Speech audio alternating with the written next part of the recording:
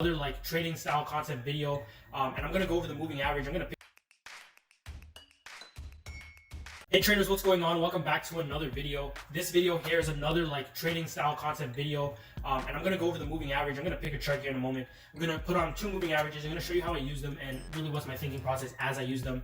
And we're gonna do some backtesting with this as well.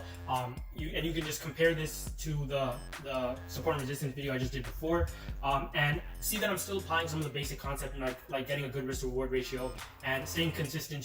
Feeling comfortable while I take the trades, and just being level-headed so you don't over risk the situation, you don't get scared out of the situation, you don't take a gamble on the situation, or you don't get greedy and start investing more. You gotta take your trades logically, realistically. Okay, so I'm just gonna choose, let's just say EJ here. I'm going to go through, delete everything.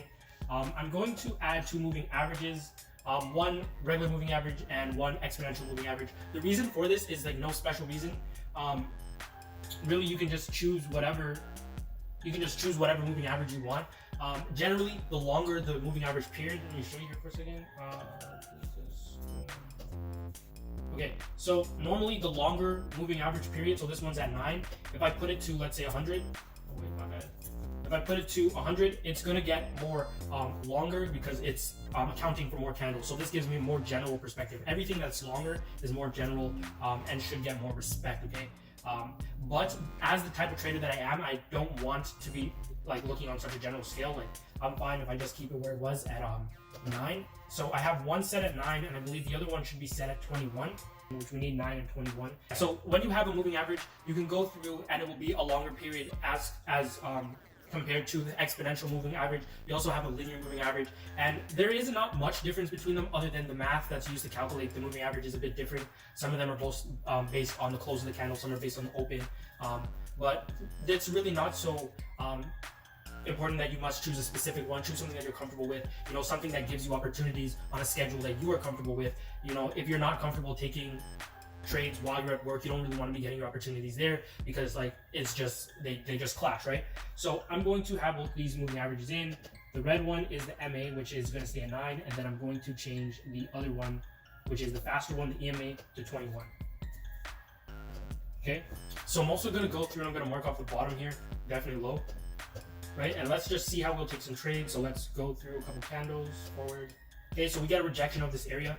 I like this trade.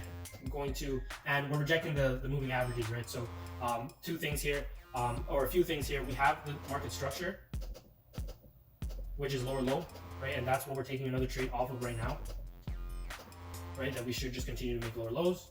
Another thing is that we have this structure here, so we are hitting old support trend resistance.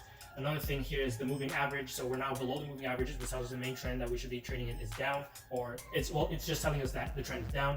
And then we have the bullish bearish candle rejection of the resistance. And another thing which a lot of traders like to consider as well is that this current red candle has a lot of bearish pressure. Like, it covers the last 2, 3, 4 candles. So it shows a lot of pressure to the downside compared to the last 4 days or the last 4 candles. Okay, so let's speed through, see how we do this. Oh, sorry. Take profit. I am going to make it the floor all the way down here, and let's just go through. So we're risking 1 to gain 2.5. Let's go through. We continue to reject the resistance. I'm not going to take another trade on it, just because I want to take minimal positions. I want to give this time to work out, and I'm never adding positions to losing trades or anything like that. I'd rather this trade be break even and safe before I look to enter another trade. Okay, so there we go. We hit the take profit. We made just about 4%. I know last time on the other video I made a mistake with the little math, but this one's just about over 4% gain.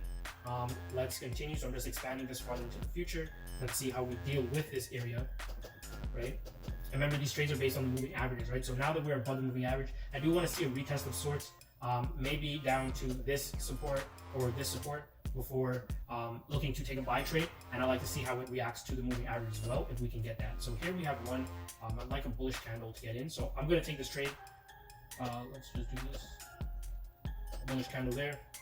Stop loss, I'm just going to keep it underneath this area. So the reason why this is a smart place for me to put my stop loss is I put in it below both of these issue areas, right? Issue 1, issue 2, right? I put in the stop loss below both these areas. I've also placed in the stop loss below both of the moving averages, which are my main supports for trading moving averages. Those are like those are the wall that price should not break if the trend is to go in my direction. So I'm going to take a trade like this, take profit up to the next resistance, and let's just play this one out and see how it goes.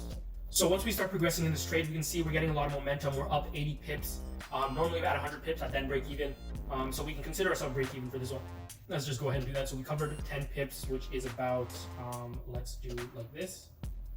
Yep, that's 10 pips. So we'll see if we get hit out or not. We're still active. Looks like we're still active. Right, let's see how we go. Okay, so we're still active. We're still active. Here we have a bearish close, and I'd like to just get out of the market right here. So we're one candle late, but I'd like to just show you we're going to get out of the market right here with a gain of, let's say, 51 pips, and then I'm going to go to the downside just because I see we're now on the other side of the moving average. So as long as we get a retest or you take breakout strategy trades, we can do that. I know we're not at any main resistance or anything like that, but I'm comfortable with the risk. I believe it's not too much. It's just 2% of the account at 75 pips. So let's just do that back down to the next resistance. Risk 1 to gain 1.8. Let's carry through. Okay, so yeah, we're hitting the resistance. If you're comfortable with it, you can take another trade. I'm really not looking to take a trade, but like you could. And then we come down here, we hit the TP, great for us. So we actually have 3 winners here at some few small gains. Let's just see how price reacts to this area. Okay, so we're consolidating. We are maintaining below the moving average, but you can see like it's becoming more left to right and less just further direction up or down, showing you that the momentum is slowing, giving signs of bullish pressure coming back in. Let's see if we can get a break and a retest to the upside, which we don't. Let me expand this line. Let me move this over. Let's see how we deal with this area. We break to the downside. So what I would love to see to get into a nice trade here is a retest to this resistance area, which we are already in. The other thing I would just need is for price to touch the moving average resistance. Somewhere in this area, could just spike right up, but I also want a bullish bearish candle rejection or like an indecision candle or something to get into a trade. So we have no bearish candle yet. We popped back above the resistance. Pressure is still down, so I'm still looking to take bearish trades. So it looks like we just covered back below the moving averages. So that is an indication for me to take a trade. We've just popped back into the trend direction. Stop loss other side of the area, and risk 1 to. Do we have another take profit area? If we don't have another take profit area, I could just leave it open. I could move it just to the previous low and expect a double bottom. I'm going to do risk 1, just risk 1 to gain 1 to keep very safe, and that's near the previous low. So let's just go through and see how this goes. Okay, so we spent what, 4 hours, 6 hours, 4, 8, 12, something like that hours to draw down. We end up hitting our TP. Here we now have 4 trades. Let's just go through and do one more trade and see how we do. So I still can take another trade on this if we do get another retest. Let's just see. We can just pop another buy a sell limit right up here, stop loss other side of the zone, and we don't have much room, much structure to work with below, right? So given that, I just need to take a trade based on risk to reward, because I don't, or you could just leave your take profit open. You do have those options. So I'm going to do risk 1 to gain 1 again, and let's shoot through and take this trade. So we don't open, there we get active, and there we hit our TP. Okay, so that there is 5 trades.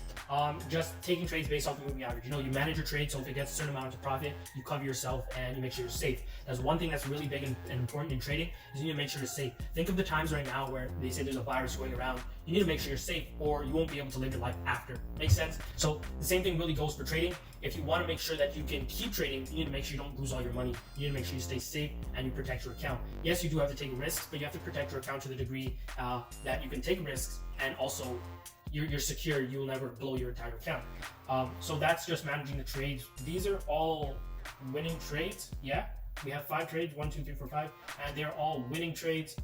Just playing off the major support and resistance area mainly, and then adding moving average, which is what a lot of traders do. They do confluence trading. You can do this just based on normal structure, support and resistance, but if you do want the moving average in there to help you out, why not? Go ahead, do it. All right, that's it for this video, guys. Thank you for tuning in. Make sure you guys rate, comment, subscribe, and I'll catch you guys in the next video.